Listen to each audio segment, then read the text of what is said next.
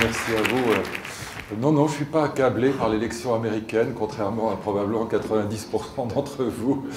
Je trouve qu'il y a au moins un avantage, alors sûrement pas pour les femmes, mais il y a un avantage à l'élection de Trump, c'est le rapport avec la Russie. Et je pense qu'Obama a été sur ce sujet calamiteux, et que l'Europe a été aussi calamiteuse que lui, en particulier notre président.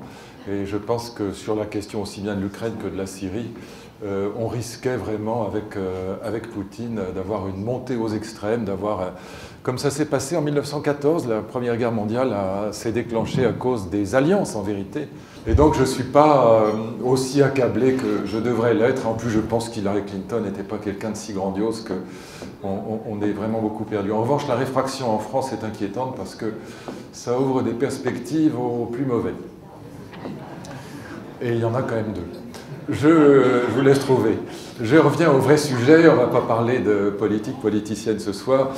Pour comprendre la révolution transhumaniste, vous parliez tout à l'heure, et merci de ces paroles de bienvenue, de mon ami Laurent Alexandre, qui est quelqu'un d'épatant, qui a écrit un livre en effet formidable, La mort de la mort, c'est un livre passionnant. Je vous signale aussi son livre qui s'appelle La victoire, ou La défaite du cancer, ou La victoire, il a deux titres, mais enfin La défaite du cancer, qui est un livre formidable. Ça concerne tout le monde. Un Français sur 3 aura un cancer. Donc c'est un livre vraiment que je recommande. Eh oui, eh oui. Eh oui. Ben, les amis, c'est comme ça, j'y peux rien, ce sont les statistiques de l'INCA. Un Français sur 3 aura un cancer dans sa vie, oui. Et il y en a forcément dans la salle. Et donc ces statistiques, ça fait partie du jeu. J'en ai au moins une trentaine autour de moi, dans ma génération, quand on vieillit, ça fait partie du jeu de la vie. Et sur cette question du cancer, le livre de Laurent Alexandre est absolument passionnant. Et ce qu'on fait en France maintenant, notamment à François Roussy, est formidable sur les thérapies personnalisées qui sont vraiment un progrès extraordinaire dans ce domaine de l'oncologie. Donc je vous recommande les deux livres de Laurent Alexandre, qui est quelqu'un assez particulier, c'est le moins qu'on puisse dire, qui a un caractère de chien, mais qui est vraiment très très intéressant. Pour comprendre la révolution transhumaniste, il faut partir d'abord, si on veut avoir le spectre large et avoir l'ensemble des données, de la troisième révolution industrielle. Nous vivons la troisième révolution industrielle, contrairement à ce qu'on dit bêtement, il n'y en a pas 4, il n'y en a que 3, et c'est très important de comprendre pourquoi, je vous dirai peut-être pourquoi tout à l'heure. On vit une troisième révolution industrielle qui comprend en elle 8 innovations. 8 innovations que je vais simplement évoquer, mais qui ont 2 retombées, car c'est une plateforme technologique qui est commune, à la fois à ces 2 retombées qui sont d'un côté la biomédecine, donc le transhumanisme, le projet de modifier l'espèce humaine, et puis de l'autre côté ce qu'on a appelé, ce que Maurice Lévy a appelé l'ubérisation du monde, dont le modèle à l'état chimiquement pur est en vérité Airbnb.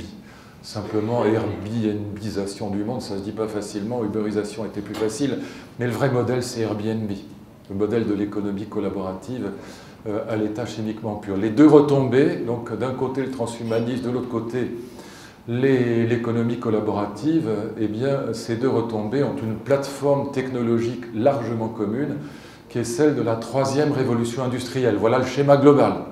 Alors, je me suis intéressé à la question déjà comme ministre de la Recherche, évidemment, question de l'innovation, de la troisième révolution industrielle, et puis après parce que j'en avais par-dessus la tête des retours à la Troisième République, aux blouses grises, aux plumes sergent-major, ce qui est l'exercice dans le monde intellectuel qui est le plus privé aujourd'hui et qui me désespère. Je n'ai aucune admiration pour la Troisième République, je la déteste à peu près à tous égards, et je pense que le monde que nous vivons aujourd'hui est beaucoup plus intéressant que la Troisième République. Comme le disait Hegel, la philosophie, c'est son temps saisi dans la pensée.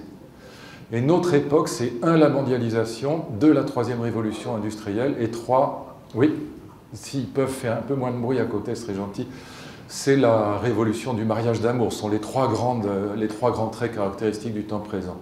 En quoi consiste cette troisième révolution industrielle? Pour qu'il y ait révolution industrielle, c'est un grand débat chez les économistes. Je vous donne simplement le résultat auquel je suis arrivé. Vous n'êtes pas obligé d'être d'accord avec moi, mais vous auriez tort. Je pense que j'ai raison sur le sujet. C'est ma rubrique Ami paranoïaque, bonjour.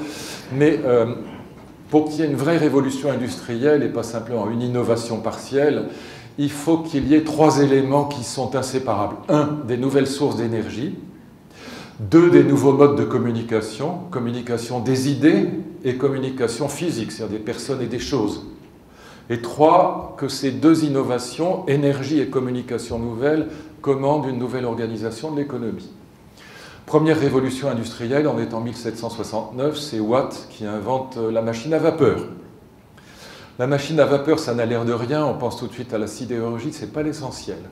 La machine à vapeur, elle va être immédiatement couplée avec la machine à imprimer, ce sont les rotatives, les imprimantes à rouleau, l'imprimerie industrielle. L'imprimerie industrielle, communication des idées nouvelles.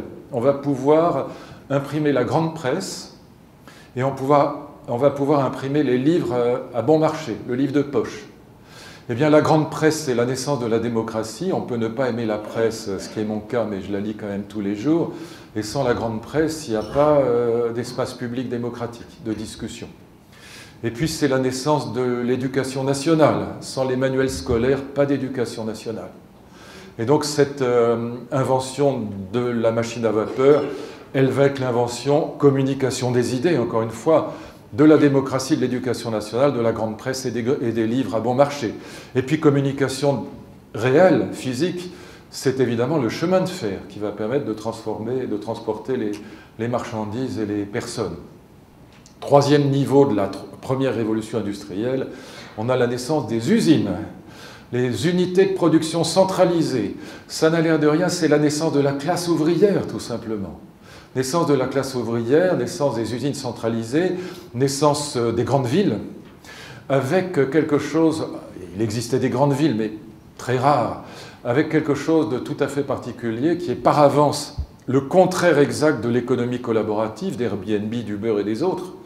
C'est que cette organisation de l'économie, dans la première révolution industrielle, cette première organisation de l'économie, elle est totalement hiérarchisée, verticale, autoritaire et centralisée.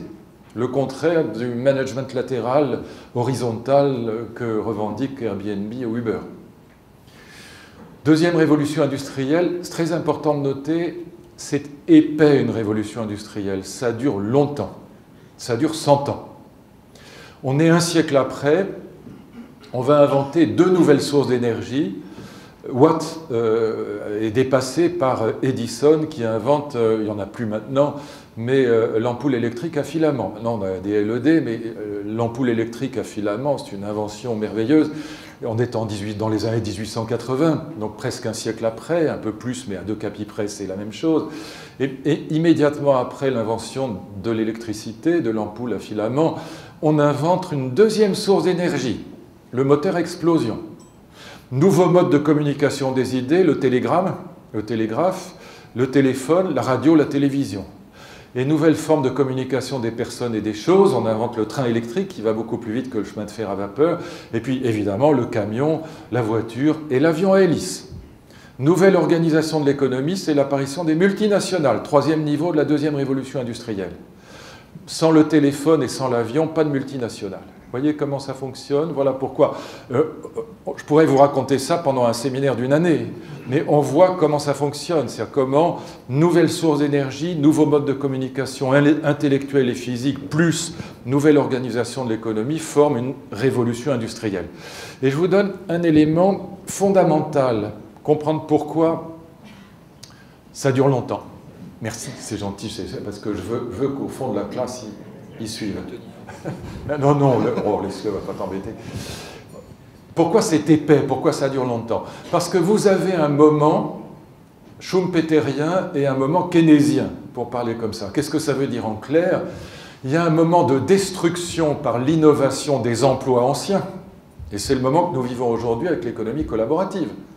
Que disent les hôteliers à Airbnb?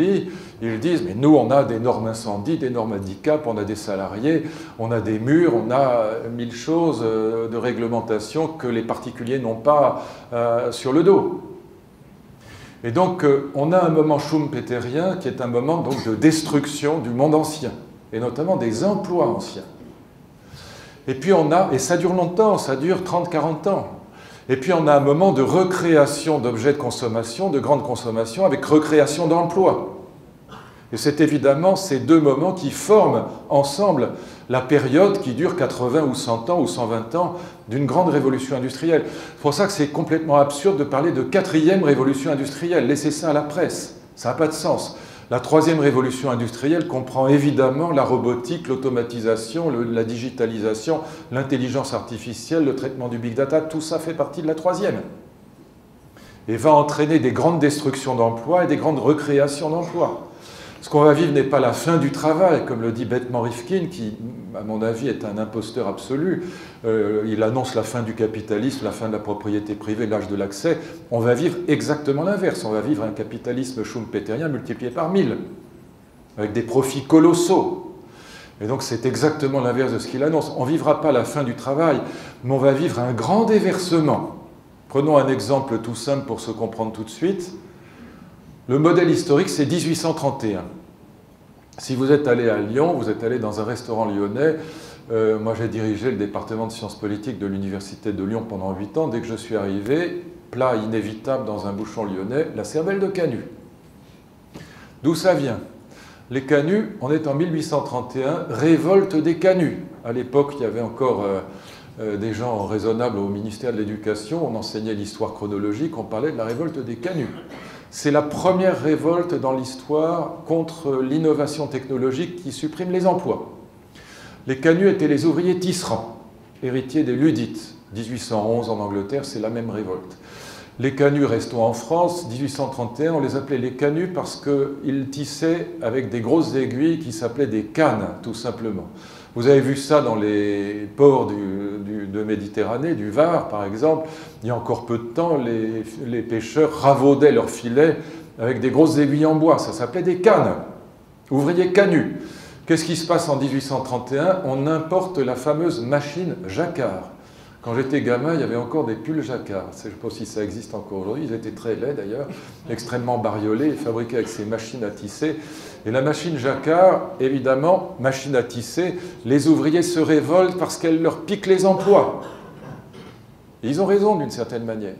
Sauf qu'ils ont tort en ce sens que la machine Jacquard va créer beaucoup d'emplois. Mais elle va détruire les leurs d'abord. Schumpeterien, keynésien, destruction, recréation. Eh bien, les canuts se révoltent contre ces machines à tisser, et c'est là d'ailleurs, petite notation sémantique, que le mot sabotage apparaît en français, parce qu'ils jettent les sabots dans les machines à tisser pour les détraquer. Et après, ils jettent les machines détraquées dans la Saône ou dans le Rhône. La police intervient, massacre les malheureux, et cette révolte est restée comme la première, la matrice absolue de la révolte contre l'innovation technologique. C'est la même révolte aujourd'hui des hôteliers contre Airbnb, des taxis contre Uber, bientôt des libraires contre Amazon. Il y a 3000 libraires en France. Il en restera combien dans 10 ans? Il va leur arriver la même chose qu'aux disquaires. Même chose pour les agences de voyage. Qui d'entre nous prend un billet Paris-Lyon dans une agence de voyage? Personne, même ma grand-mère ne le ferait plus. Et donc on a des métiers qui vont disparaître. Amazon crée beaucoup d'emplois. Le problème qu'on aura, ce n'est pas un problème de fin du travail. Rifkin déconne comme d'habitude sur ce sujet comme sur les autres. La vérité, c'est qu'on aura un problème de transition majeure. Parce que si vous dites à un libraire qui perd sa librairie, qui met la clé sous la porte dans une ville de province, mon pote, c'est pas grave parce que Amazon crée des emplois, il y a juste un détail, c'est pas pour toi, c'est pas maintenant et c'est pas chez toi, ça va pas le consoler beaucoup. Et donc le problème qu'on aura, c'est un problème de formation professionnelle majeur, avec un scandale français qui est que sur les 35 milliards de la formation professionnelle, 5 vont aux chômeurs et 30 vont vers ceux qui ont un emploi et pour financer les partenaires sociaux. Je ferme la parenthèse, mais je ne crois pas à la thèse de la fin du travail. Je pense que les nouvelles technologies vont créer énormément d'emplois, mais qu'on aura un problème de transition considérable, de déversement, comme disent les économistes, considérable. Troisième révolution industrielle, c'est celle qui m'intéresse, pour en venir au transhumanisme. Troisième révolution industrielle, la nouvelle énergie, c'est l'intelligence. C'est l'invention du web. 1990, on est là encore un siècle après. Ce n'est pas un hasard. Toujours cette épaisseur des révolutions industrielles, avec ces deux moments de destruction et de recréation. 1990, on invente le web. Ne confondez pas le web et le net, c'est deux choses différentes. Le web est une application du net qui est créée par un Britannique et un Belge, Tim Berners-Lee et Robert Cailliau en 1990. Et le web est une invention intelligente, géniale. Le web, c'est la toile d'araignée, c'est-à-dire qu'il s'agit, le net existait déjà, de casser les silos sur le net. Il s'agit de faire en sorte qu'on ait un langage commun, tous avec tous, à n'importe quelle heure du jour ou de la nuit, à n'importe quel point du globe. On peut communiquer avec un Chinois, un Africain, un Américain, à n'importe quelle heure, et avec un langage commun. C'est ça le web, la toile. Et donc ce web, c'est une énergie, si je puis dire. On est dans le domaine des bits, ce n'est pas des atomes, on est dans le domaine de l'intelligence. Et à nouveau, on va retrouver deux modes de communication nouveaux. Communication des idées, virtuelle. On est, pour nous, 97%, c'est Google. Et vous pouvez y rajouter Skype, les réseaux sociaux, vous pouvez y rajouter Instagram, Facebook, LinkedIn ou Twitter. On est dans la communication des idées, du virtuel. Quand je dis des idées, ça peut être des images, des films, des musiques ou des textes. Mais on est dans la communication, encore une fois, des bits, ce n'est pas des atomes. Et puis communication réelle. On retrouve toujours les deux modes de communication dans une grande révolution industrielle. C'est l'Internet des objets. On estime qu'il y a aujourd'hui, non pas comme on le dit bêtement 6 ou 8 milliards, mais probablement 15 milliards d'objets connectés. Ce qui m'exaspère en France, c'est que quand on parle de l'Internet des objets connectés, on prend toujours cet exemple à la con qui est le frigidaire connecté dont on n'a rien à foutre. Voilà, soyons clairs, ça me met en colère, donc je deviens grossier. Que votre frigidaire soit capable de voir qu'il vous manque du jus d'orange ou du beurre et qu'il le commande tout seul au G20, on s'en tape. C'est pas ça les objets connectés. Ça ne change rien. Les objets connectés, il y en aura 300 milliards à la fin de la prochaine décennie. Il y en aura partout. Dans vos enfants, dans votre chien, dans votre chat, dans vos godasses, dans le plancher, dans les murs. Et c'est ce qui permettra 1000 choses beaucoup plus importantes que le frigidaire. Ça permet déjà à la Google Car de fonctionner parfaitement. Elle a fait des millions de kilomètres sans accident cet été dans 4 États américains. Le truck dont vous parliez tout à l'heure, Google Truck, il a le camion autopiloté. Vous avez vu que la semaine dernière, un camion autopiloté aux États-Unis a fait une livraison tout seul sur 200 km dans le trafic, sans problème. Et en effet, ce n'est pas dans 15 ans que le métier de chauffeur disparaîtra, c'est beaucoup plus vite que ça. Ça ira très très vite. Le seul problème qu'on a, c'est de remplacer un parc automobile par un autre. Mais sinon, elle est parfaitement opérationnelle, cette voiture autopilotée. Ce qui supprime beaucoup d'embêtements. L'alcoolisme au volant en Bretagne, c'est terminé. Parce que, ou dans le Var, si vous préférez, je ne suis pas... Oui. Non, mais vous pourrez continuer à boire, c'est qu'il n'y aura plus de volant. Donc, vous pourrez picoler tant que vous voudrez, mais vous serez moins dangereux. Et donc... plus besoin de permis de conduire, l'urbanisme changera. Il est absurde de construire des parkings dans les villes aujourd'hui. Les voitures iront se garer toutes seules. Elles sont parfaitement capables de le faire. Il n'y a aucun problème, ça existe. Ce n'est pas de la science-fiction, on y est. Elles sont en parfait état de marche. Le problème, c'est qu'un parc automobile, ça dure 15 ans. Mais les objets interconnectés, c'est ce qui permettra d'éviter les feux rouges, les limitations de vitesse, les stops, les permis de conduire, l'âge de la retraite, si je puis dire, au volant, etc. Et donc on a là, ça permettra de lutter contre le cancer, ça permettra de régler en partie le problème du terrorisme, de la criminalité. Il y aura 1000 applications de ces objets connectés. Ça permettra aussi de régler un problème majeur de l'État-providence, qui est le problème de la grande dépendance. Très très important. On a déjà des startups hyper performantes qui permettent de garder les personnes hyper dépendantes à la maison avec des algorithmes d'une finesse exceptionnelle. Ce n'est pas simplement des caméras de surveillance. On sait que si un vieux cardiaque saute un repas, ce n'est pas anecdotique, c'est qu'il va peut-être faire une crise cardiaque, par exemple. Et tout ça est repéré par des capteurs, par des algorithmes.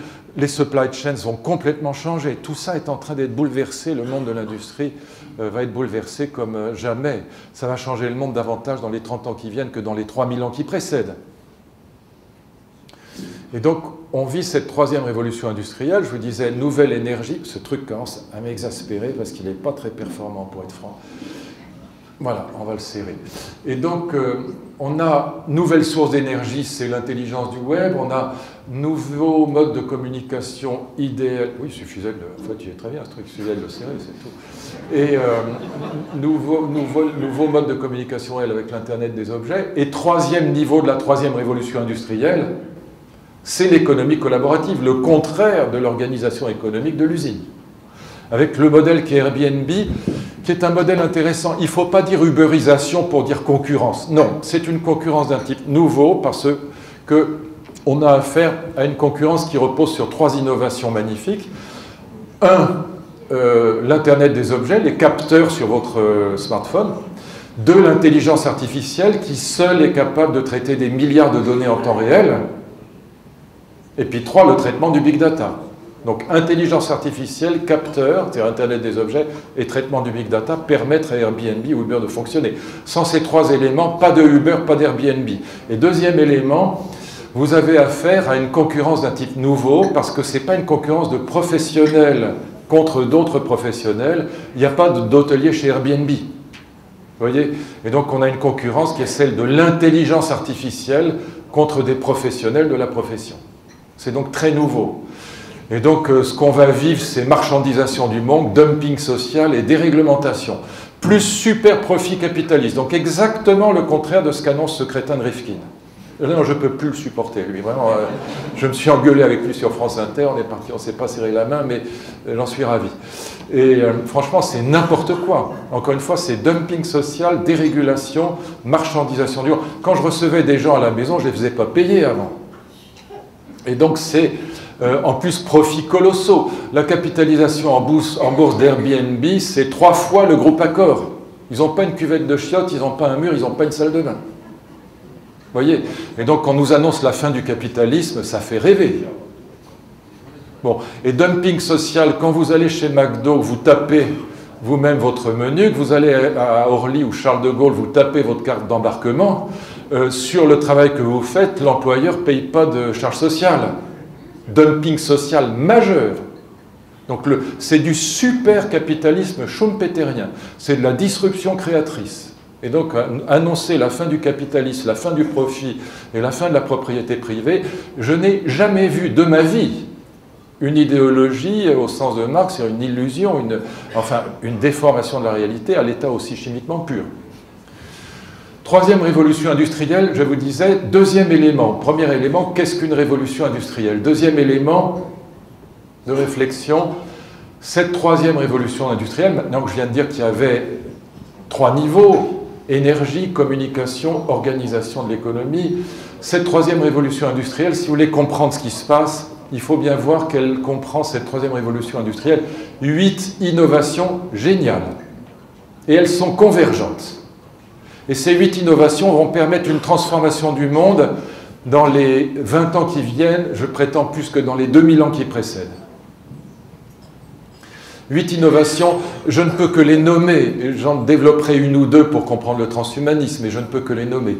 Il y a les fameuses NBIC, donc nanotechnologie, biotechnologie, informatique et cognitivisme. Cognitivisme, c'est un faux ami, ça veut dire l'intelligence artificielle. Juste, je développe biotech et intelligence artificielle un tout petit peu, parce que c'est la base du transhumanisme. Donc, nanotechnologie, je laisse de côté, je vous renvoie au livre de mon ami Étienne Klein, c'est moi qui lui ai fait faire ce livre parce que j'y comprenais rien. Et ce livre s'appelle le Small Bang, par opposition au Big Bang. Un nanomètre, c'est un milliardième de mètre. On fabrique aujourd'hui des capteurs, tenez-vous bien, des machines qui circulent dans le corps et dont le diamètre est 50 000 fois plus petit qu'un cheveu. Et ces machines sont capables de repérer des gènes mutés. Ça va tout changer, les nanos. Tout va être bouleversé par les nanos, mais je ne peux pas le développer. Si vous avez des questions là-dessus, je serais ravi de développer, mais essayons d'aller à l'essentiel, puisque le sujet était le transhumanisme. Nanotechnologie, biotech. Biotech, c'est 2 choses. Il y a plein d'autres, mais biotechnologie, c'est vraiment 2 éléments essentiels. Un, il faut savoir que le premier séquençage du génome humain, il a été achevé en 2003. Alors, tenez-vous bien, gardez les chiffres en tête, parce qu'on dit souvent « Ah oui, mais il y avoir plusieurs humanités, parce que tout ça coûte très cher. » Non. Le premier séquençage du génome humain commence en 2000, il dure 3 ans, il est achevé en 2003, et il coûte, tenez-vous bien, 3 milliards de dollars. 3 milliards de dollars. Aujourd'hui, un séquençage de génome humain, ça coûte, un complet, ça coûte 2000 €. À la fin de la décennie, ça coûtera moins cher qu'une prise de sang. Et ça vous permet de repérer toutes les maladies génétiques dont vous êtes potentiellement porteur. S'il n'y a pas de thérapeutique, vaut mieux éviter. Ça casse le moral pour rien. Mais s'il y a une thérapeutique, vaut mieux le faire. Pour 300 $, mesdames, pour 300 $, vous envoyez une goutte de salive, on vous fait un séquençage du génome qui vous permet de mesurer exactement le risque que vous avez d'avoir un cancer du sein. C'est ce qu'a fait Angelina Jolie. Elle a 95% de risque, elle a décidé de faire la mammosectomie, l'ablation des seins. N'importe quel oncologue sérieux lui aurait conseillé d'en faire autant. Et donc ça va tout changer, parce que on va pouvoir repérer les maladies génétiques. Ça va tout changer, pourquoi? Parce qu'il y a une deuxième innovation. La deuxième innovation, c'est une jeune Française, Emmanuelle Charpentier, on en a beaucoup parlé, une jeune Américaine, Jennifer Doudna, qui ont inventé, il y a à peine 3 ans, 4 ans, un sécateur d'ADN, le CRISPR-Cas9. Donc un enzyme, des enzymes qui permettent de couper l'ADN. Très bon marché, ça ne coûte rien. Et en gros, pour aller très vite, on avait déjà des enzymes qui permettaient de couper l'ADN, mais là, ça va 1000 fois mieux et ça ne coûte rien. Pour aller très vite, ça vous permet de couper, coller les séquences d'ADN aussi facilement que vous coupez un mot sur un traitement de texte. Mettez les deux découvertes ensemble, séquençage du génome, sécateur d'ADN, couper-coller. Évidemment que ce qui se profile à l'horizon, qui va être à l'origine du transhumanisme, c'est la possibilité de modifier dans le génome des cellules embryonnaires humaines les gènes mutés. Par exemple, sur des maladies comme la chorée d'Huntington, qui est une maladie monogénique, il n'y a qu'un seul gène qui est abîmé, qui est muté, on pourra, dans l'embryon humain, probablement très rapidement, on pourra corriger ces gènes, en tout cas c'est l'idée transhumaniste, et beaucoup de biologistes y croient, beaucoup sont contre, mais parce qu'on modifie le génome, bon, mais on pourra probablement modifier l'espèce humaine. Oh, c'est très gentil. Merci à vous. Je préférais un verre de rouge, mais c'est très gentil. Non, je rigole. Et donc on a là, vous voyez, deux découvertes qui marchent ensemble et qui laissent profiler la possibilité. Une équipe de généticiens chinois a déjà modifié les embryons de 95, enfin le génome de cellules embryonnaires de 95 embryons. Et donc on se lance dans cette période. NBI, I informatique, je n'y reviens pas, c'est le big data et c'est l'internet des objets. Le big data, dites-le à vos enfants, dites-le comme ça à vos enfants, évitons les discours compliqués sur les 4V, variables, je ne sais pas quoi, variété, valeur, volume, vitesse, etc. Bon. Non, le big data, c'est toutes les traces qu'on laisse sur le net, point final, c'est rien d'autre. Bon, c'est toutes les traces que vous laissez dès que vous naviguez sur Google. Dites à vos enfants, elles sont ineffaçables ces traces, et puis vous savez, Jean Tirole, vous savez qui c'est, notre prix Nobel d'économie, il a analysé ça de manière géniale sous le nom d'économie bifront, biface. C'est gratuit d'un côté, c'est payant de l'autre. Vous naviguez sur Google, il n'y a pas un compteur qui se met en marche. Toutes les traces que vous laissez sur Facebook, sur Twitter, sur Google, sur Amazon, partout, elles sont récupérées par les entreprises, notamment par Facebook, par Google, mais par beaucoup d'autres, et elles sont revendues à d'autres entreprises pour cibler la publicité, pour concevoir des nouveaux produits. En 2011 déjà, tenez-vous bien, Google avait gagné dans l'année 55 milliards de dollars en revendant simplement le big data, c'est-à-dire nous. D'où la phrase de Tim Cook, génial, si c'est gratuit, c'est que c'est vous le produit. Et on ne peut pas dire mieux, hein, avec un problème, à qui ça appartient, etc. Bon, je laisse de côté les débats éthico-juridiques, mais le big data, c'est ça. Voilà. NBIC, c'est, je vous en dis un petit mot. L'intelligence artificielle, le cognitivisme en anglais, l'intelligence artificielle, ne confondez pas les deux. Une de mes collègues philosophes, qui évidemment n'y connaît rien, parlait de l'intelligence artificielle forte pour parler d'AlphaGo, qui avait battu le champion du monde de jeu de Go récemment, comme vous l'avez vu. C'est l'intelligence artificielle faible, c'est pas la forte, elle est tout à fait faible. Ça n'a rien à voir avec la forte, aucun rapport. L'intelligence artificielle faible, c'est celle qui est capable, depuis 1997, Deep Blue, de battre le champion du monde d'échecs, Kasparov. Elle est capable aujourd'hui de battre évidemment le champion du monde de jeu de Go, ce qui est beaucoup plus difficile. Elle est capable de battre aussi le champion de Géopardy. un jeu télévisé, vous savez, en langue naturelle, qui consiste à donner la réponse en anglais et le jeu, le candidat doit trouver quelle était la question. Par exemple, je dis Danny Cohn-Bendit et la question était qui était le leader des étudiants en France en 68. Pour gagner, Watson, l'ordinateur d'IBM, est capable, tenez-vous bien parce qu'on n'arrive pas à se représenter la chose, c'est fascinant. Il est capable de lire 200 millions de pages par minute. Et c'est ce qui lui permet de battre le champion américain de Jeopardy. Vous voyez? Ça, c'est faible.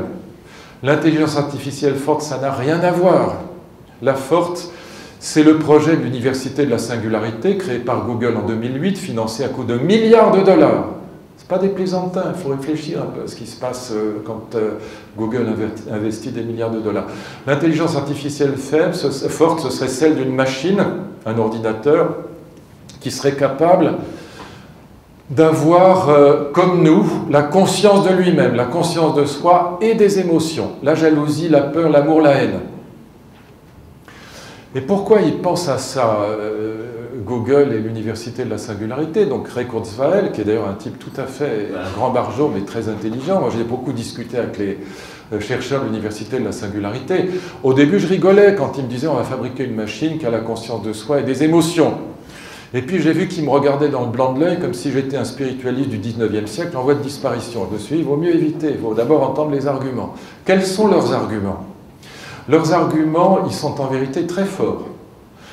Pour eux, ils sont matérialistes. Qu'est-ce que ça veut dire? Juste un petit 3 minutes de philo. Ils sont matérialistes, ça veut dire quoi? Ça veut dire qu'ils pensent que nous sommes déjà des machines. C'est ça l'idée. Un matérialiste pense que le corps humain est une machine. Et ils sont monistes. Ça veut dire quoi? Matérialiste et moniste, ça va ensemble.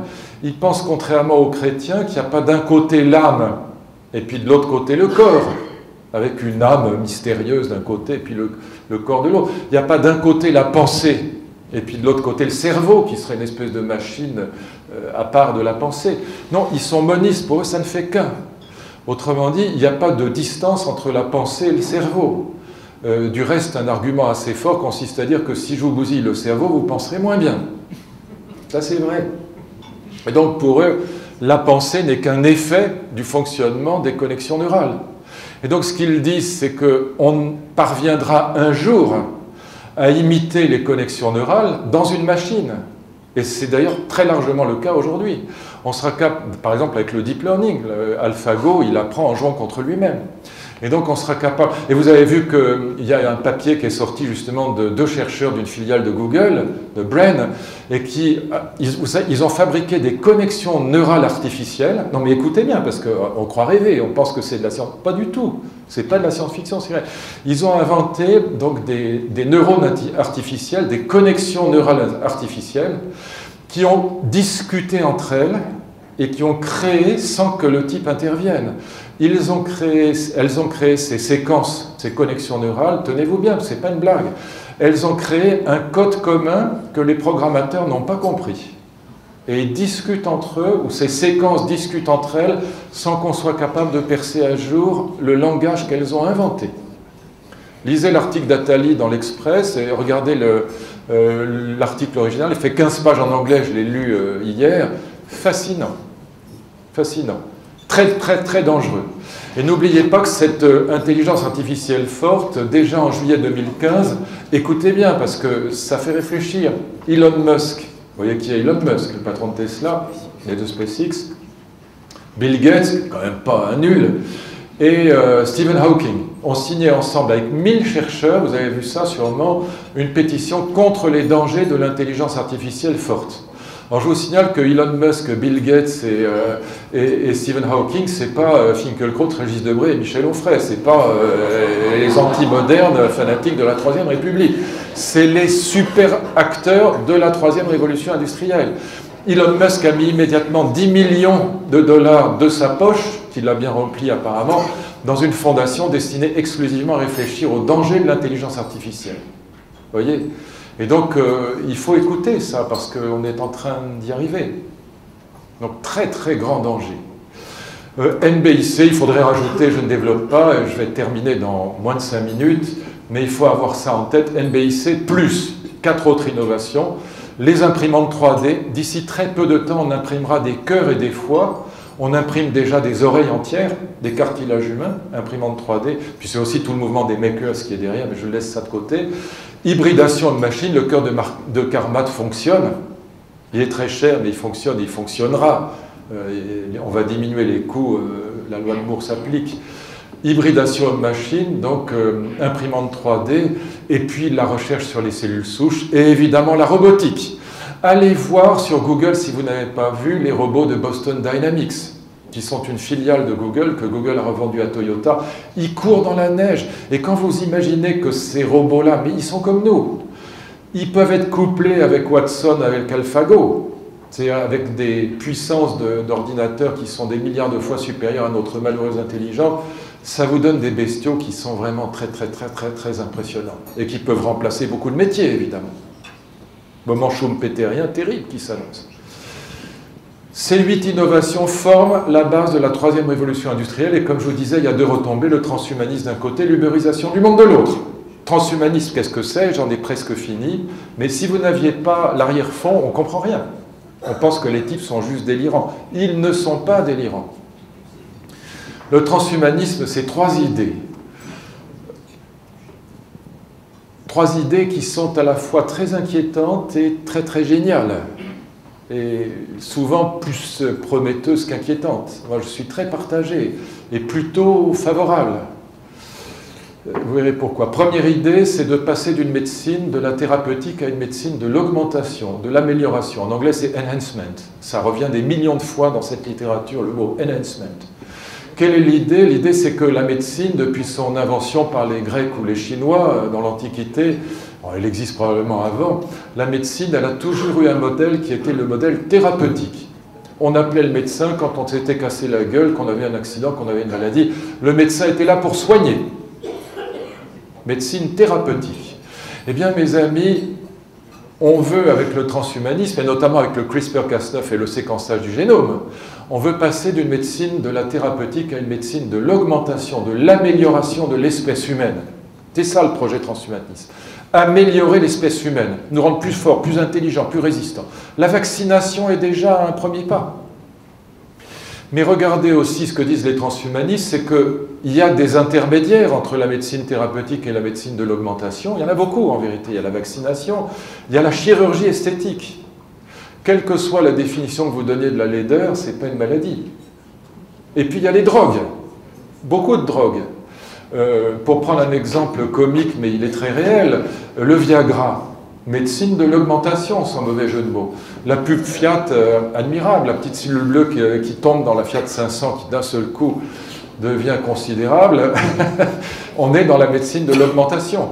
Parce que, je veux choquer personne, donc je vais prendre une barre, si j'ose dire, très élevée. Avoir des problèmes d'érection à 95 ans n'est pas pathologique. En vieillissant, les raideurs se déplacent, comme dit l'autre.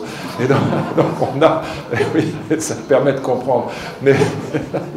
Et donc on a, il faut aussi rigoler avec cette histoire, mais on a voilà, un certain nombre d'intermédiaires entre médecine thérapeutique et médecine de l'augmentation. Et que disent les transhumanistes? Ils prennent un exemple volontiers, prenez 2 toutes petites personnes. Je ne vais pas évoquer les candidats à la présidence, mais prenez, mettons, 2 messieurs d'1,45 m ou 1,50 m. Un parce qu'il a eu une pathologie dans son enfance et l'autre simplement parce que, comme ma fille que j'ai adoptée à Bogota on est tout petit. Eh bien, vous avez 1,45 m pathologique, 1,45 m normal. Eh bien, les transhumanistes disent pourquoi refuser de soigner l'un parce que c'est normal et accepter de soigner l'autre parce que c'est pathologique. C'est idiot. Du moment que les 2 souffrent de la petitesse, soignons-les, tous les 2. Voyez. Et donc, pas de différence éthique entre pathologie et amélioration de l'espèce. Deuxième idée, qu'est-ce qu'il s'agit d'améliorer? C'est là que ça devient vraiment très intéressant. Moi, en tout cas, c'est ça qui m'intéresse.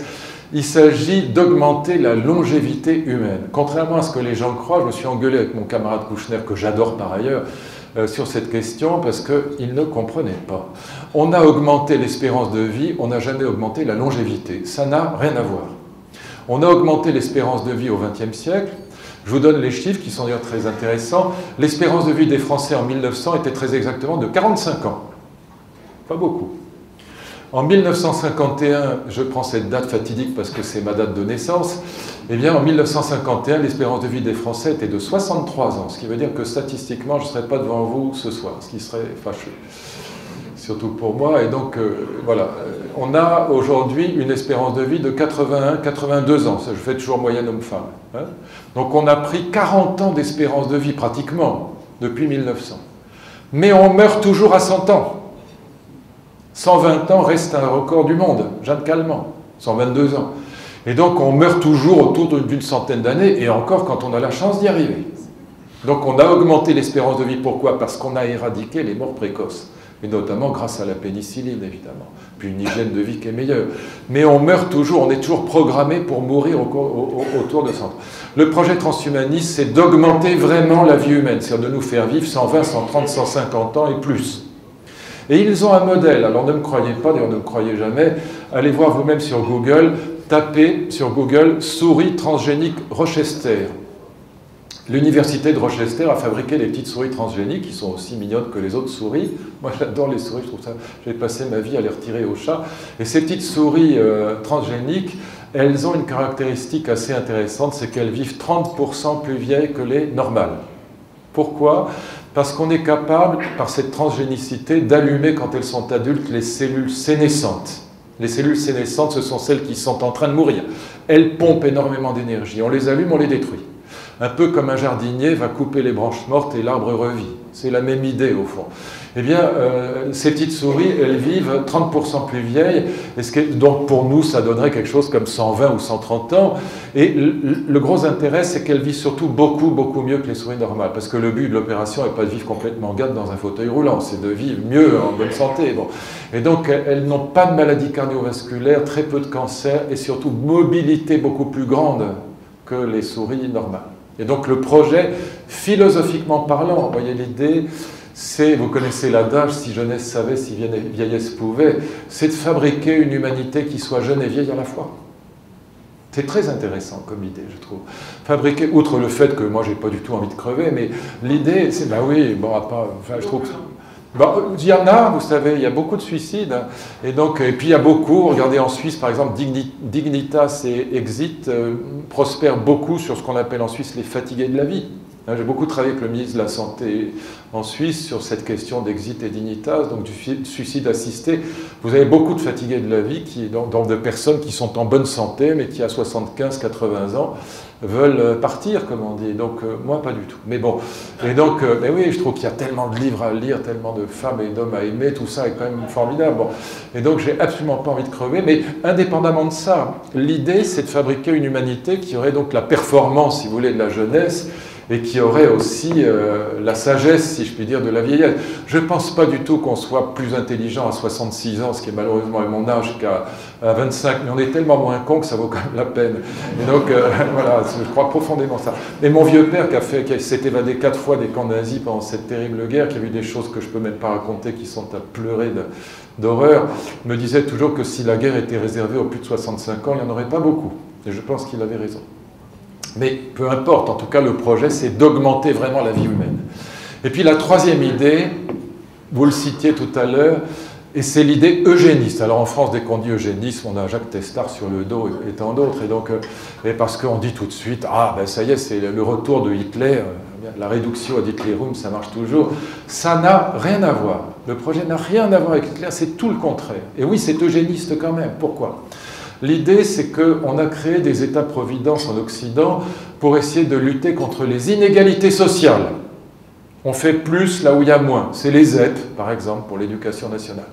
Et donc, on a essayé de lutter contre les inégalités sociales. Eh bien, le temps est venu, disent les transhumanistes, grâce au CRISPR-Cas9, grâce à l'ingénierie génétique, de lutter aussi contre les inégalités naturelles. Contrairement à ce que dit la Manif pour tous, la nature est aveugle, amorale, injuste et insensible. La nature n'est pas un modèle moral. Il n'y a que les nazis pour prendre la nature comme un modèle moral. La nature, c'est l'élimination des faibles, c'est Darwin. Jamais on n'aurait inventé les antibiotiques ni la démocratie si on prenait la nature comme modèle. Il n'y a rien de pire que la nature. Elle est très belle quand c'est dans les îles grecques, elle est abominable quand c'est le HIV qui vous tombe dessus. Et donc la nature, on choisit dans la nature ce qu'on aime et ce qu'on rejette. Mais c'est nous qui choisissons, ce n'est pas la nature qui choisit. Et donc le projet, c'est de passer au fond de la loterie génétique qui vous tombe dessus. Vous avez un enfant qui a la mucoviscidose, vous avez un cancer du sein génétique, vous n'y êtes strictement pour rien. Et donc c'est l'idée de passer donc, de la chance au choix, from chance to choice. Passer de la chance au sens statistique qui vous tombe dessus. Et donc au choix, c'est-à-dire à la volonté de corriger les inégalités naturelles. Après les inégalités sociales, corrigeons les inégalités naturelles. Voilà, oui, bien sûr que c'est eugéniste, puisqu'on va le faire dans l'embryon. Et on va améliorer l'espèce. Mais c'est un eugénisme qui n'est pas du tout discriminatoire ou exterminateur, mais au contraire, un eugénisme égalitariste et démocratique, qui repose sur la liberté et sur l'égalité. Vous voyez, je vais vite, mais c'est pour qu'on corrige des stéréotypes qu'on essaie de nous mettre dans la tête pour essayer de construire un anti-modèle, voilà, avec des transhumanistes qui serait le retour du nazisme dans les États-Unis de Donald Trump. Tout ça est absurde. C'est beaucoup plus compliqué. Ça pose plein de problèmes, évidemment. Ça pose énormément de problèmes, parce que si on modifie le génome de l'espèce humaine, on modifiera l'espèce. Je ne dis pas du tout que ça ne pose pas de problèmes moraux considérables, mais c'est beaucoup plus compliqué qu'on ne le dit.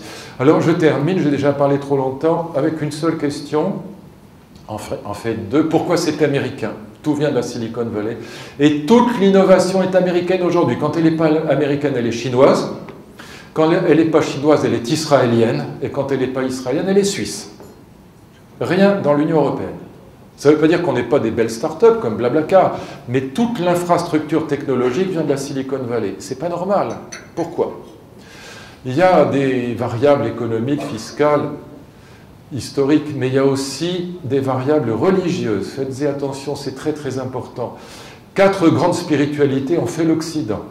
Il y a Athènes et Jérusalem, il y a les Grecs et les Juifs, et il y a évidemment les chrétiens qui se divisent en deux assez rapidement, enfin surtout au XVIe siècle, entre catholiques et protestants. Les Grecs inventent le rationalisme et la démocratie, la philosophie. Les Juifs inventent le monothéisme et l'histoire qui n'est plus cyclique mais utopique et messianique. Athènes et Jérusalem, c'est vraiment les piliers. Et puis une secte juive apparaît, c'est le christianisme, et il se divise en deux au XVIe siècle entre protestants et catholiques. Ces 4 familles spirituelles de l'Occident, sur les 4, il y en a 3 qui considèrent que le scandale c'est la misère et que la richesse c'est un bienfait. Le scandale c'est la misère et la richesse, si vous êtes un type bien, c'est ce qui vous permet de lutter contre. Pour les juifs, pour les grecs, pour les protestants, le scandale c'est la misère et pas la richesse. Comme dit Aristote dans l'Éthique à Nicomaque, pour être généreux, il faut être riche. Pour les catholiques, c'est l'inverse. Pour les catholiques, je veux choquer personne, mais c'est la réalité de l'histoire du catholicisme social. Le scandale, c'est la richesse, et la misère est une voie d'accès au royaume. Parabole du jeune homme riche. Un jeune juif qui va voir Jésus, il s'adresse à Jésus, qui est un rabbin, évidemment. Jésus n'est pas un chrétien. Il lui dit, Rabbi, que faut-il faire pour entrer au royaume? Et Jésus lui dit, réponse de rabbin à un jeune juif, eh bien, respecte la loi, respecte le décalogue. Et le jeune homme, un peu choqué, dit à Jésus, mais Rabbi, je respecte déjà la loi, sous-entendu, je suis juif. Et Jésus lui dit, puisque tu es déjà dans le respect de la loi, du décalogue, va plus loin, puisque tu es riche, vends tes biens et distribue l'argent aux pauvres. Et le jeune homme riche s'en va en pleurant, parce qu'il ne se sent pas capable de se séparer de ses avoirs. Et c'est là que Jésus délivre la phrase que tout le monde connaît, mais souvent on a oublié le début de la parabole.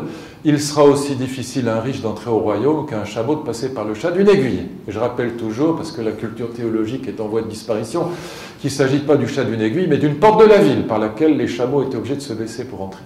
Sinon, ça n'aurait pas grand sens. Et donc, cette métaphore, cette parabole, elle va traverser toute l'histoire du catholicisme social. Et c'est vrai que c'est très important de voir que les pays catholiques sont extrêmement en retard en matière d'argent, de réussite sociale et d'innovation, parce que ça va avec. Et puis, une dernière remarque, et là je vous promets que je vous laisse en paix, le grand problème politique, avec un grand L, le grand problème politique, aussi bien du côté de Airbnb, de l'économie collaborative, que du côté de transhumanisme, ce sera la régulation. Il faudra réguler, ce qui ne veut pas dire interdire. Interdire est une connerie noire. Je suis totalement hostile à l'interdiction des Airbnb, comme on l'a fait à Barcelone, à New York ou à Berlin, et comme on va le faire à Paris. Non, il faut trouver des compromis intelligents entre les taxis et Uber, entre Airbnb et les hôteliers, et puis dans toutes les startups qui vont exister ou qui existent déjà et qui concurrencent les professionnels de la profession et les métiers traditionnels. Il faut trouver des compromis intelligents. Régulation, ce sera très difficile. Pourquoi ? Parce que ces nouvelles technologies ont 3 caractéristiques qui rendent la régulation délicate. 1, c'est super technique. J'ai mis 4 ans à écrire ce livre et j'ai travaillé comme un bœuf.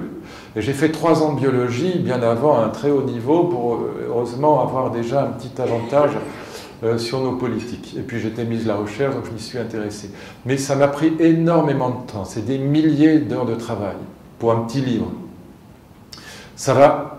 Donc c'est très technique. Sur les 8 innovations, vous pouvez passer plusieurs vies de chercheurs sur une d'entre elles. Vous voyez, et c'est très compliqué. 2, ça va super vite. La loi de Moore s'applique. De même qu'on a doublé tous les 18 mois la puissance des processeurs des ordinateurs. Heureusement, ça va aussi dans la réduction des coûts, je l'ai dit pour le séquençage du génome, mais ça va très vite. Donc beaucoup plus vite que la régulation des politiques qui n'y comprennent rien. Et puis troisièmement, c'est mondial. Mondial, ça veut dire que les régulations nationales n'ont aucun sens.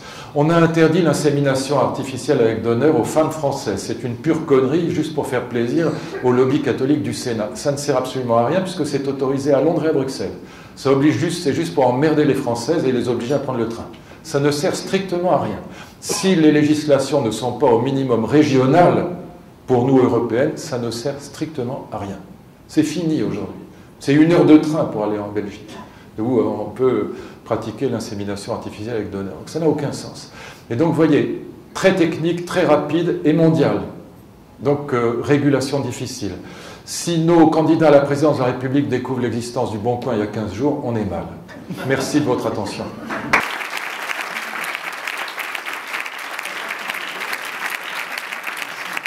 On a quelques minutes. Oui, moi je suis. Oui. Question. Moi, je sais que vous avez une grande passion pour les mythes. Cette révolution transhumaniste, elle renvoie à énormément de mythes. Prométhée, Faust, le Golem, Pygmalion, la Nouvelle Ève. Quel est, selon vous, le mythe le plus proche de cette révolution? Puis ensuite, évidemment, on passe à l'autre pour l'instant. Ah, mais ça, je peux voir. Voilà. Écoutez, je publie 30 BD sur les 30 plus grands mythes de mythologie grecque qui sont. Si vous me lancez là-dessus, on y est encore à minuit. Non, le plus grand mythe, c'est Prométhée. Pourquoi Prométhée? Zeus a gagné la guerre contre les titans, qui sont des dieux de la violence. C'est les premiers dieux, c'est son père, Cronos. Et Zeus a gagné la guerre contre les titans. Et qu'est-ce qu'il fait quand il a gagné la guerre contre les titans? Il partage le monde avec ses frères et sœurs et ses enfants, les Olympiens. Ils sont 14. Et donc il dit, et puis aussi ses grands-parents et ceux qui l'ont aidé dans la guerre des titans. Et donc il dit à Gaïa, sa grand-mère, tu gardes la terre, à Ouranos, son grand-père, tu gardes les cieux, à son frère Poséidon, tu prends les mers, et puis à son autre frère Tartare, tu gardes les sous-sols des enfers, etc. Et il partage exactement comme un président de la République partage un gouvernement avec des décrets d'attribution pour chaque ministère. Et une fois que le monde est partagé, en allemand ça s'appelle Urteil, c'est le partage originaire du monde, le monde est harmonieux, juste, beau et bon. Les humains n'existent pas encore, les mortels, les animaux, les plantes n'existent pas encore, il y a juste les Olympiens. Bon, il faut qu'il y ait la montagne, mais c'est tout ce qu'il y a. Et donc une fois que le monde est en paix, on s'emmerde, comme vient de me dire à l'oreille mon voisin. Pourquoi? Parce que règne, c'est de là que ça vient, le fameux calme olympien. Vous avez entendu parler du calme olympien? Eh bien, c'est la fin de la guerre. Rien n'est plus ennuyeux que la paix. Il ne se passe rien. Et donc, Zeus demande à un fils de Titan qui s'appelle Prométhée.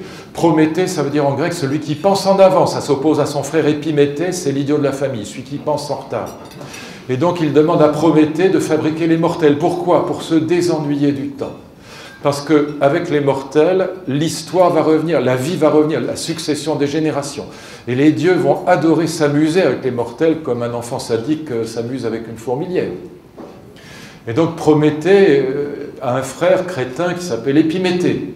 Épiméthée dit « Oh, pitié, frère, laisse-moi m'exercer sur ces mortels inférieurs que sont les animaux. » Épiméthée, Prométhée, la mort dans l'âme, permet à son frère crétin, Épiméthée, de construire les animaux. Et qu'est-ce qu'il va faire? Écoutez bien, parce que c'est vraiment un mythe, c'est le plus profond de tous les mythes. Épiméthée va fabriquer des espèces animales de manière en fait très intelligente, mais dramatique. C'est-à-dire qu'il va fabriquer des petites figurines, des petites statuettes avec de l'eau et de l'argile, et il va fabriquer un modèle pour chaque espèce, qui va programmer chaque espèce. Les abeilles sont programmées pour fabriquer du miel, les chats pour courir après les souris, etc. Et donc, chaque espèce aura un modèle, elle aura une place dans le monde, sur l'eau, dans l'eau comme les poissons, dans les airs comme les oiseaux, dans les régions froides comme les ours blancs, etc. Donc, un modèle, une place et des dons particuliers. Les animaux ont beaucoup plus de dons que nous. Ils auront des ailes, des nageoires, des griffes, de la fourrure, des carapaces, toutes choses que les petits humains n'ont pas. Et donc, n'oubliez pas, archétype, un modèle, une place dans l'univers et des dons particuliers très utiles pour survivre par rapport aux autres espèces. Et donc il équilibre le monde, il fabrique un biosystème parfait. La tortue qui va pas vite, qui pourrait être mangée par le renard, elle a une carapace pour être protégée. Le lapin qui va très vite mais qui n'a pas de griffes et pas d'ailes, il peut construire des terriers pour un écosystème parfait. Et puis Prométhée vient pour examiner le travail de son frère. Il est consterné. Pourquoi il est consterné? Parce qu'il ne reste plus rien pour les humains. Pas de place particulière, pas de modèle et pas de don. Le petit humain naît tout nu et reste à la maison jusqu'à 25 ans. Il est incapable de faire quoi que ce soit par lui-même. Contrairement à la petite tortue d'eau qui peut se débrouiller au bout de 3 secondes. Elle sort de l'œuf, elle peut nager, elle peut manger, elle peut sans aucune éducation des parents. Et donc c'est notre absence de don naturel qui fait que nous ne sommes programmés pour rien. Et c'est ce qu'on va appeler la liberté. Nous allons être capables d'inventer tous les destins possibles. Et que fait Prométhée, voyant que les humains n'ont rien? Il va aller chercher le feu chez Héphaïstos, dans la forge du dieu des forgerons, et il va chercher les techniques chez Athéna, qui est la déesse de l'intelligence et des arts et des techniques. Il va donner aux humains le feu et les techniques. Et c'est ce qui fait que les humains, c'est ce que leur reprochent les écologistes, les humains vont être capables de pécher par hubris, par démesure, par arrogance, par orgueil. Ils vont être capables d'être l'égal des dieux. Je vais être très clair, l'espèce humaine est la seule espèce vivante qui soit capable de détruire la planète. C'est ça, le mythe de Prométhée. Et donc cet homme prométhéen, c'est exactement l'homme transhumaniste. Et c'est évidemment ce que vont lui reprocher les bioconservateurs, les écologistes, les Jacques Testa et autres qui vont dire il faut rabattre le caquet à cet homme prométhéen qui est capable de démesure et qui est capable de perfectibilité infinie et de détruire la planète, ce qui est vrai. Et voilà pourquoi les bioconservateurs, on va assister à un débat, c'est ça le débat éthique, entre bioconservateurs et bioprogressistes, entre ceux qui veulent interdire absolument le transhumanisme et ceux qui veulent au contraire que tout ce qui est techniquement possible soit accompli. Vous voyez le débat? Et donc oui, pardon, j'ai été très long, mais le mythe de Prométhée, c'est le mythe de base. C'est celui qui va traverser toute l'histoire de l'humanité, c'est le mythe grandiose. Pardon, je suis trop long, je sais, mais sinon... Vous dites que l'homme est guidé par un progrès, mais est-ce que l'état du monde maintenant par rapport à il y a 50 ans, vous estimez que le monde est dans un meilleur état qu'il y a 50 ans? 1 milliard de fois, oui. Sans comparaison possible. Si je me remets, vous voyez, j'ai eu ce débat avec mon ami Finkielkraut, c'est un ami, j'ai eu ce débat avec Finkielkraut sur la nostalgie, et notamment par rapport aux années 60, c'est très intéressant. Non, mais je ne suis pas nostalgique. Hein. Non, je ne vous dis pas ça, je vous dis qu'on peut l'être. À titre personnel, je suis évidemment nostalgique des années 60. À titre politique et intellectuel, je pense que c'est la pire connerie du monde. Pourquoi? À titre personnel, nostalgie des années 70. J'avais 40 ans de moins, j'étais en bien meilleure forme, il n'y avait pas le sida, il n'y avait pas Daesh. Je jouais de la guitare dans une Kneipe, j'étais étudiant en Allemagne. Les jeunes filles n'étaient pas farouches. Vadim faisait des films magnifiques, Brigitte Bardot était encore ravissante. Il y avait que des avantages. Et donc, voilà, nostalgie des années 60. Maintenant, si je regarde, au lieu d'être centré sur le 6e arrondissement de Paris et le golfe de Saint-Tropez, si je regarde le monde réel, qu'est-ce qui se passait dans les années 60? Révolution culturelle chinoise, 70 millions de morts. On commence par là. Pays de l'Est, je fais mes études en Allemagne, je vais à Berlin-Est, c'est l'abomination de la désolation. Les gens meurent littéralement écrasés par la botte soviétique. Je vais en Amérique latine, ça m'arrive, qu'est-ce que je vois? Les Videla, les Pinochet, c'est des centaines de milliers de morts dans des chambres de torture. Je rentre en Europe, qu'est-ce que je vois dans la vieille Europe encore en 1970?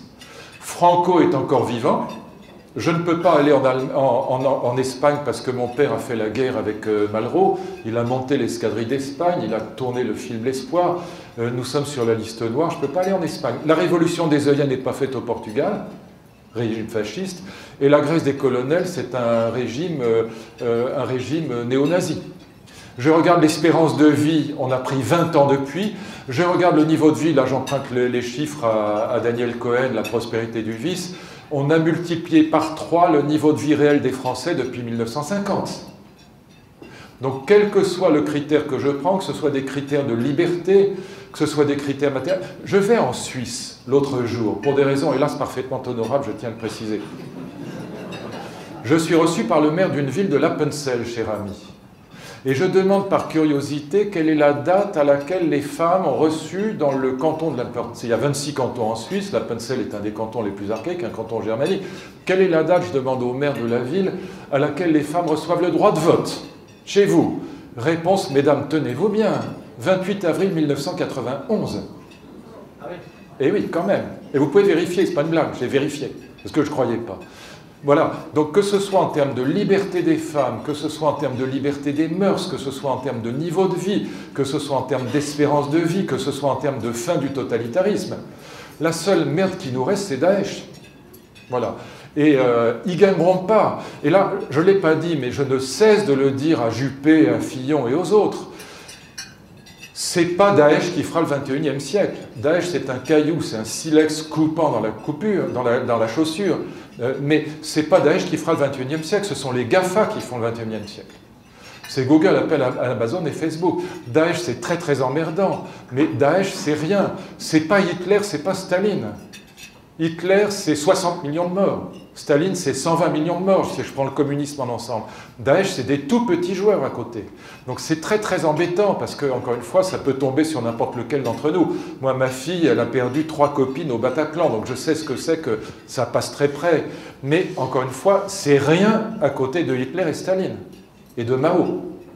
Donc voilà, oui, la nostalgie des années 60, c'est la pire connerie du siècle, et je ne vous parle pas de la Troisième République, qui est une horreur absolue. Est-ce que vous ne pensez pas que cet eugénisme et l'allongement de la vie humaine comportent un danger au moins aussi grand que celui de l'intelligence artificielle massive, pour des raisons bassement économiques, de ressources, démographiques, etc. Sur les ressources, non, je ne suis pas inquiet sur les ressources, parce qu'on pourrait en parler longuement, mais je ne pense pas du tout que... on a un problème, si vous voulez, à l'échelle de 2025, qui est le problème de l'épuisement des richesses naturelles non renouvelables. Parce que, en gros, la Chine consomme aujourd'hui 50% des matières premières industrielles. Et les BRICS, à eux seuls, consomment environ 78% des matières premières industrielles non renouvelables. Donc on a un vrai problème, on se heurte à un mur d'ici 2025, mais on y arrivera, c'est pas le sujet majeur. En revanche, c'est vrai que l'allongement de la vie humaine, mais en même temps, il faut être très clair, on ira, parce qu'on voudrait que les autres vivent pas longtemps, mais soit on en vive... Vous voyez, donc on ne peut pas raisonner comme ça. Donc de toute façon, à partir du moment où 90% des humains en état de marche veulent vivre le plus longtemps possible, on ne peut pas être égoïste et dire, bon, vous allez crever, puis moi je vais continuer à vivre. Donc on ira vers ça. Le problème majeur, ce ne sera pas tellement un problème d'épuisement des richesses naturelles, ce sera un problème démographique qui va être majeur. Or, est-ce que vous avez réfléchi pourquoi Elon Musk, donc patron de SpaceX, prévoit... C'est pas une blague, là aussi, les gens sont fous. En France, ils rigolent, mais c'est pas drôle du tout. La colonisation de Mars, c'est pour 2025.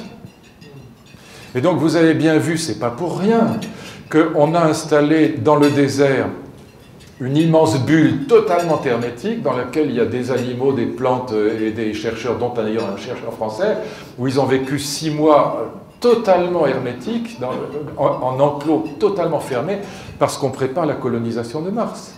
Et donc Elon Musk, évidemment, tous ces GAFA et toutes ces startups américaines, toute la Silicon Valley, a parfaitement compris que le problème démographique serait le problème numéro 1. Mais comme aucun d'entre nous n'a envie de mourir, il faut bien qu'on trouve une solution à ce problème, parce qu'on ne peut pas dire... Aujourd'hui, sur le plan écologique, en gros, on dit aux BRICS, surtout vous ne développez pas, mais les mecs, les Chinois, ils nous regardent en rigolant, ils nous disent, mais vous vous êtes développés comme des porcs, et maintenant vous voudriez qu'on ne développe pas. Je vous donne juste un chiffre, parce qu'il est très frappant. Chiffre 2011, mais ça n'a pas beaucoup changé. Il y a 10 voitures pour 1000 habitants en Inde. Il y a 40 voitures pour 1000 habitants en Chine. Il y a 600 voitures pour 1000 habitants en Europe. Il y a 900 voitures pour 1000 habitants aux États-Unis. Bon. Quand la Chine aura le même nombre de bagnoles que nous, et ça ne va pas tarder, on a un problème énorme d'empreinte écologique, évidemment. Il faudra 4 planètes pour alimenter le secteur automobile chinois. Mais en même temps, dire aux Chinois, non, écoutez, soyez gentils, continuez le pouce-pouce, à mon avis, ça ne va pas marcher, vous voyez. Et donc, il faut qu'on trouve des solutions. Et les solutions, c'est évidemment l'économie circulaire, c'est l'écologie circulaire, c'est évidemment l'innovation, ce n'est pas la décroissance. Et donc, sur l'écologie, je ne suis pas pessimiste. En revanche, oui, le problème démographique va se poser très vite parce que probablement, quoi qu'en dise mon ami Axel Kahn, je pense, moi, que l'allongement de la vie humaine va aller probablement très vite et qu'on fera... Alors, il me dit, Axel, il me dit, mais non, les humains, c'est bien plus compliqué que les souris. Mais oui, je sais bien que les souris, c'est petit et moins compliqué que nous, mais je pense que si... c'est pas des mouches et des champignons, les souris. Si on réussit à augmenter de 30% la vie des souris, c'est qu'une question de temps qu'on y arrive pour nous. Voilà. Et donc ces questions-là, oui, vont se poser, bien sûr. C'est pour ça que le transhumanisme n'est pas du tout un mouvement qui ne pose pas de problème. Simplement, on ne l'arrêtera pas comme ça, parce que nous avons envie de vivre. Et parce que je pense qu'en effet, l'humanité sera meilleure si elle est plus vieille. Je continue à penser que vieillesse et sagesse, même si ça ne correspond pas forcément. En tout cas, la vieillesse nous donne une chance d'être moins cons. Voilà. Et donc, je vous citerai simplement les vers de Hugo. Pour terminer, je vous laisserai avec ces vers de Beaux endormis. Enfin, si je suis encore capable de citer du Victor Hugo. Beaux endormis, vous vous souvenez de Bose? Bose, il va épouser, il a, je ne sais pas quoi, 125 ans, et il va épouser, c'est dans la Bible évidemment, il va épouser une Moabite qui s'appelle Ruth, et il aura toute une descendance avec elle. Et l'un des plus beaux poèmes de la poésie française, dans la légende des siècles, c'est le poème de Victor Hugo, qui s'appelle « Beaux endormis ».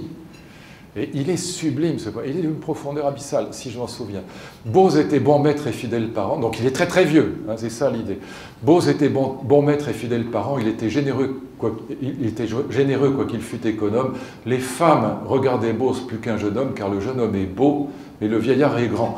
Le vieillard qui revient vers la source première entre aux jours éternels et sort des jours changeants. Et si l'on voit de la flamme aux yeux des jeunes gens, dans l'œil du vieillard, on voit de la lumière.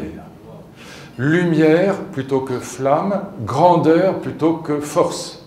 Et donc là, vous avez une définition de la vieillesse qui est celle que Kant donnait déjà dans la critique de la faculté de juger en 1790, c'est la pensée élargie.